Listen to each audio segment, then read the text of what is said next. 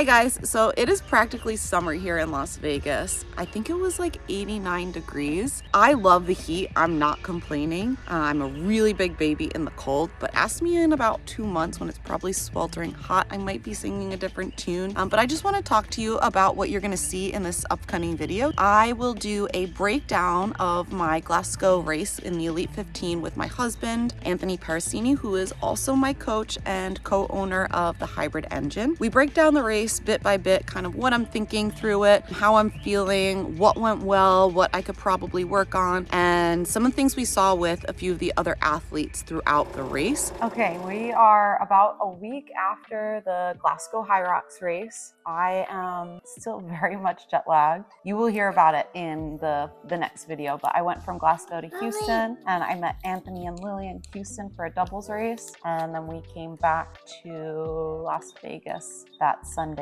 evening. But I just want to do a little kind of recap of how my solo race went in Glasgow, and I'm gonna have Anthony here to help kind of prompt some thoughts or questions. So the first thing I wanted to ask you was that the venue I heard was a little colder. Did that affect your warm-up and like what you were wearing at all? No to the both of those. It didn't affect my warm-up. I always start with layers and then I kind of peel them off as I go. And it didn't affect what I was gonna wear either. Like I always wear the kit that HYROX provides for us. I don't want to cause any problems, so whatever they give to us, I make sure to wear. What it did affect though was, I think, all of the athletes' abilities to put like a high output. It was super cool in there, which was really nice as a racer. I think we were allowed or able to work a lot harder. And for example, when I run a HYROX race, because these are indoors and it's usually pretty hot, I'm drenched. Like I am so sweaty and like my clothes are sopping wet by the time I finish, and I just can't wait to change afterwards. Not to say I didn't sweat during the race, because yes, of course I did, but they weren't drenched like they normally were, and I didn't have to immediately get out of them. So before the race started, you guys knew about the race course. What did you think that you were feeling like it could have been a world record, or did you think that was possible at all? No. When we do these races, normally they're anywhere from 2 to 3 laps actually, which means like there's that many corners. So it's usually like 4 corners per lap, and then if it's 2 to 3, it's anywhere from 8 to 12 corners that you're doing just in the running. Now for this race, it was 5 laps for the first run and then 4 laps for all of the rest of our runs, which is significantly more corners than a normal race. And then on top of that, it wasn't actually an oval. There was like this like zigzag. Anyway, there was a lot more than 4 corners per lap, and we had more laps. So because of the going in and out of different speeds for every corner, not only are you slowing down and speeding up, but it's also a lot more effort to do that. So no, I did not think it was going to be as fast of like a course as it ended up being. So the race starts, you guys are all on the line, you guys come out pretty quick and you got to the front. Within the first run, you and Joanna had a significant lead going into the skier. Did you know how far ahead of the field you guys were? I didn't know how far ahead we were. Joanna and I came into the ski erg at about the same time, but I got to be on like the far end ski erg, so I didn't see third place come in, who ended up being Kate Davey. I didn't see her come in, so I had no idea where we were in relation to the field. I don't think I knew, honestly, until the second lap of the run after that. Had a great ski, and you come out of the ski erg, you had a great exit. You were going the right way, and then you turned around and ran into like a dead end and had to turn around again. You guys got a little tangled before going out. I thought the exit of the ski station was the opposite of what it was. I went the wrong way, and then Joanna followed me, so she ended up also going the wrong way. And we were turned around almost immediately, so it wasn't like a ton of time. Where I was disappointed was like I tried really hard to, not that a second or 2 matters, but I tried to get like a second or 2 on that station, and it was completely lost by going the wrong way. I thought about it. I was like, man, that was a rookie move, Lauren. And then the thought was gone, and I just kind of got back to work. The next station going into the sled push, you had a pretty good sled push. It was in between your Vegas and Hong Kong times. Was it more difficult that you felt?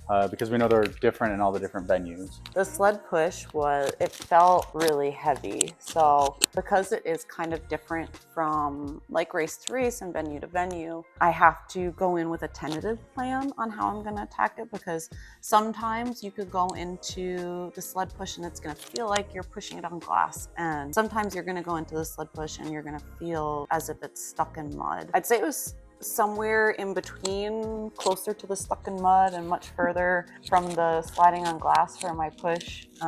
It was challenging to the point where I had to make some really tactical decisions mid-race that I didn't know whether or not they were going to pay off. It was definitely a risk. And by that, I mean, I had to start breaking my lanes and letting Joanna go. She was pushing straight through. She was like crushing them, like completely going. And so braking, I'm letting her get ahead. And those are like really hard seconds to make up. But I could feel how much lactic was building in my legs by trying to push all the way through. So it's mental and physical. Like, sure, I physically could have pushed to try and keep up with the pace that she was doing it, but I had to mentally check myself and my ego and know, hey, if you keep doing this, there's still 6 more runs and you likely won't be able to access your speed if you do that. So you have to let her go and then just make sure you work really hard to try and get back to her at some point in the race. The limited amount of HYROXs that I have done, my legs always feel very heavy after the sled push in the row. And I actually got asked this question, I'm gonna ask you now. Those first 100 or 200 meters after the sled push, how do you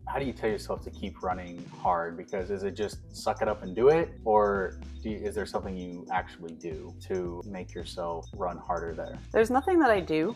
That's actually a really good question, especially if you've never done a HYROX. After the sled push, I feel, and I would imagine almost everybody feels, that their running is completely trashed for the rest of the race, but that's likely not the case. It only, it might last for a little bit of that first 1K after the push. It might last the whole 1K after that push, but you do get your legs back underneath you. So I think it's just reminding myself and having the confidence with the races that I've done previously and knowing that my run is gonna come back to me. You come out of the sled push behind, you've been in that position. Did you feel any urgency, like you had to make it up as soon as possible there? I mean, there's always an urgency in the race. It's not making it up as soon as possible because, again, like that's super early in the race. So I can't sprint there and then have nothing left to give for the next 40 plus minutes. You printed Fox, that's right. Can I see? She printed Fox. You want to come say hi? You printed Say hi to Fox. the camera.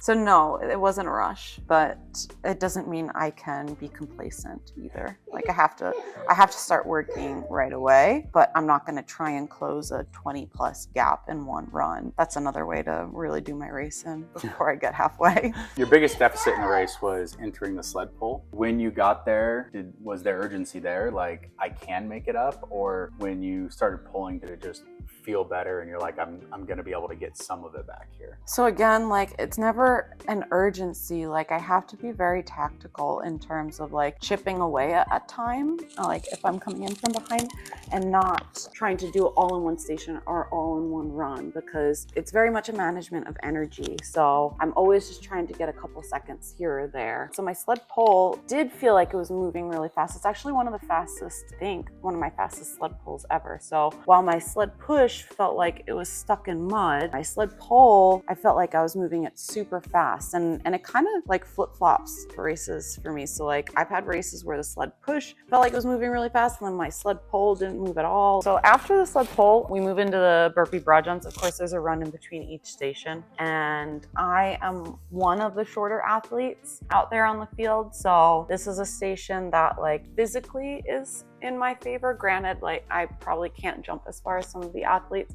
but I'm lower to the ground so I can get down and up pretty quick. And I think this is where I made one of my bigger moves and where I can often make up some time. So I didn't quite close the gap fully here, but I was working really hard to get as close to Joanna as I could, but she was still moving. She was still moving so fast. So I didn't quite get my goal of like catching up to her there, but I at least was able to get close enough that we got to legit race like the rest of the race. Like we I think we ran almost all of our runs after that together, which is such a huge advantage when you're trying to get a fast time. And the reason is in the middle of the race, it's so easy to become complacent and to kind of just let your runs be comfortable. But when I don't think I've ever done a race where I was running those 1Ks and in like those specific between stations with another person and somebody who's a similar runner to me. So it's the first time you've ever really been head to head with someone going into a rower or coming out of the burpees, going into the rower and basically for the rest of the race. Well, yeah. And then it didn't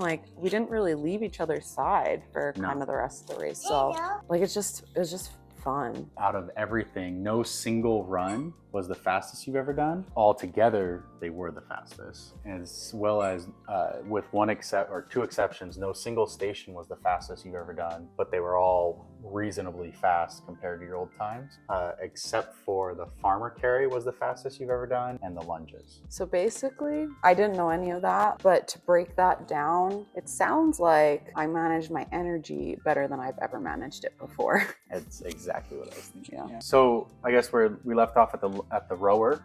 You guys almost entered the rower at the same time, and you came out almost exactly the same. There was like really no gap there, and that's where you had retaken the lead for the first time since the sled push going into the farmer carry. Was there anything special in the farmer carry going around that you did to get the fastest time you've ever gotten? So they had rave lights throughout. Well, actually, they had like rave lights throughout the whole course. So if you watch the course, they put lighting along the whole thing. They put lighting through the tunnel that we went through for the farmer carry. And then they put lighting on the wall balls as well. So that, along with the laps being like so small, so like we had to do so many laps, I legit like felt like I was in a Mario Kart game. It's me! Because we were like zooming around like all these tiny little laps, and we had like the lighting going the whole time, and it was so mentally engaging. I personally prefer the bigger laps. Like, I like to be able to open up and run and not be like starting and stopping and changing speed all the time. But I will say it was entertaining, if nothing else. So after the farmer carry, Joanna and I came out like pretty similar in place. And again, we ran that next 1K together, again, pushing the pace really hard, way harder than I would have pushed if I were by myself. And we came into the lunges, I'd say at almost the exact same time. And that's like not normally a great station for me. So maybe I did get a star. Do you think that contributed to your fastest lunges ever? Is like you were still racing someone? Yeah, probably. Like the fact that I came in at the same time as somebody and I was racing them head on. I actually don't think I've done that before. So yeah, I would say that definitely helped in terms of making my lunge station faster than it normally is. So you get on the finish line, and tell me what goes through your head? Like, you see your time up there. Like, I know what the first thing you did was. I'm just curious. Yeah, so I didn't see my time up there, actually. I didn't know what my time was because I know, especially it's waking hours here, I know Lily and Anthony are watching while I race. So, and I also know there's a ton of cameras on us, but the way Lily and I say I love you through our sign language, so this means I love you. So I knew she was watching. So the first thing I did was find the camera that was on me and make sure I told her I loved her when I finished. I think I did it before I even crossed the line. I think I brought my hands up. I think you did on the way up the ramp. Yeah. Say, I love you. Yes, Joanna and I had like an amazing race. I love racing with her, and she for sure pushed me harder than I would have won if she were not there. But really, this race was not about us and what like time. It's the final qualifier before the last chance, which will be in Barcelona in April. So there were 3 spots up for grabs to get to the World Championships in Chicago, and the 3 women that got the spots was first one was Vivian Tafuto, who podiumed, taking 3rd, and she is part of our team. She's part of the hybrid engine, so go Vivian. Yeah. And then it was Seka Arning, who took the 2nd world qualifying spot, and then it was Jess Petro took the final spot in the major, and she is Australian, living in New Jersey, but she's Australian. Yeah. She has an Aussie accent. So that's 12 of the 13 spots are now filled for World Championships.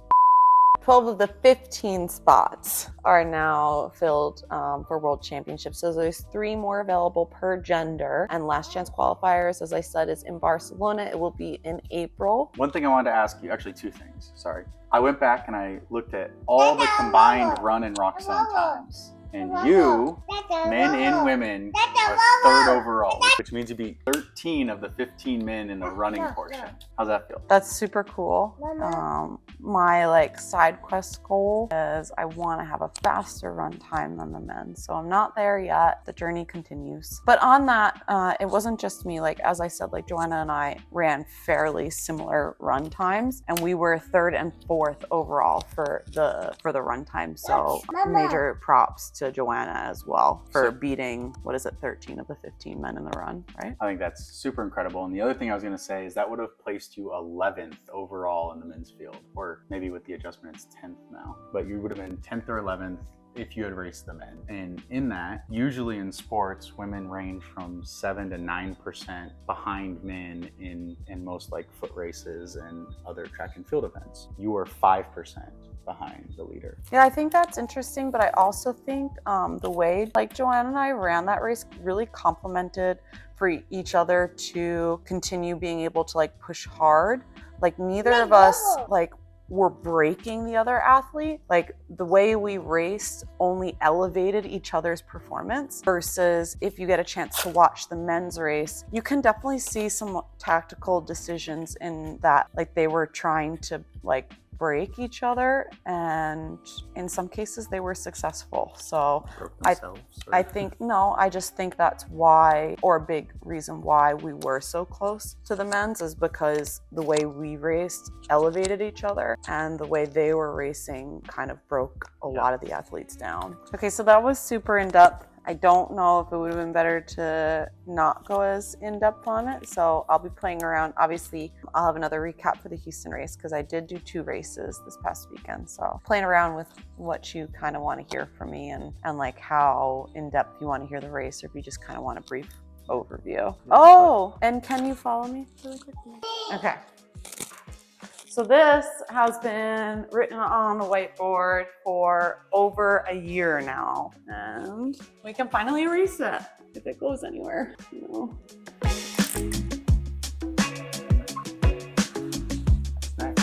In the next video, I'm going to be competing with one of our athletes, Lauren Griffith, in the Elite 15 doubles. So we're going to be throwing down together, trying to grab a spot for the doubles race at World Championships. The lineup is really stacked, and that will be the next video dropping. So if you want some notifications of when it drops, please make sure to subscribe. I would love if you liked the video. And if you have any feedback, please leave them in the comments below. And as always, work hard, stay humble. I'll see you guys in the next one.